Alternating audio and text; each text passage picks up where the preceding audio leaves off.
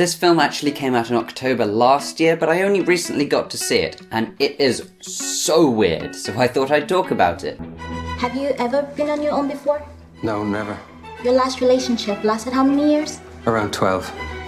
Sexual preference? Women. Is there a bisexual option available? No, sir, this option is no longer available.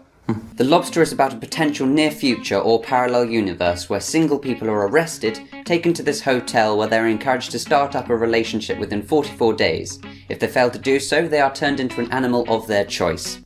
So the plot is very weird. The protagonist, David, wishes to be turned into a lobster, hence the film title. About halfway through the film, he runs away from the hotel and becomes what is known as a loner, an illegal subsection of society who live in the woods and are subsequently hunted by the people from the hotel in exchange for additional days to find their match. The loners are the polar opposite of that of the hotel and forbid any kind of relationship. Anybody caught flirting or worse is severely punished. So this film plays on the concept of which is worst, being forced to love or being forced not to love. It's directed by the Greek director Yorgos Lanthimos.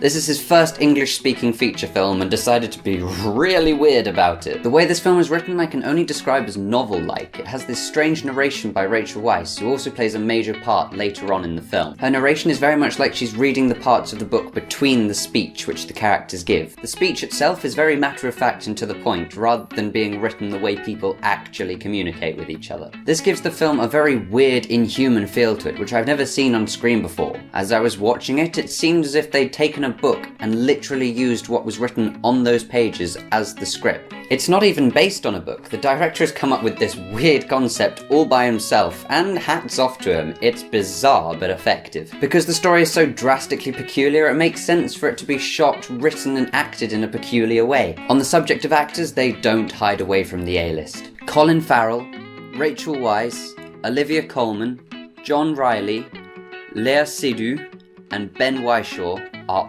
all in this. Again, however, because of the way it's shot and written, the acting isn't what you'd expect from such great actors. It's very wooden and unnatural, but it is supposed to be.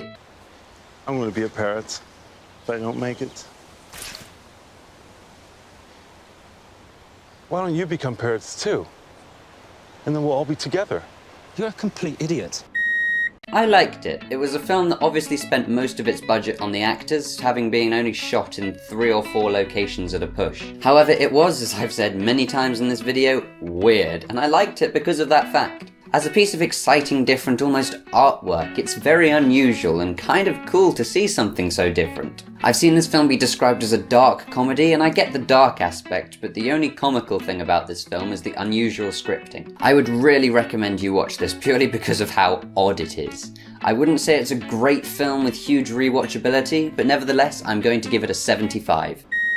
So there we go, on the film wall, just below The Good Dinosaur and Spectre, but clearly above The Fifth Wave, which was a huge disappointment to me. So here we go, The Lobster with 75.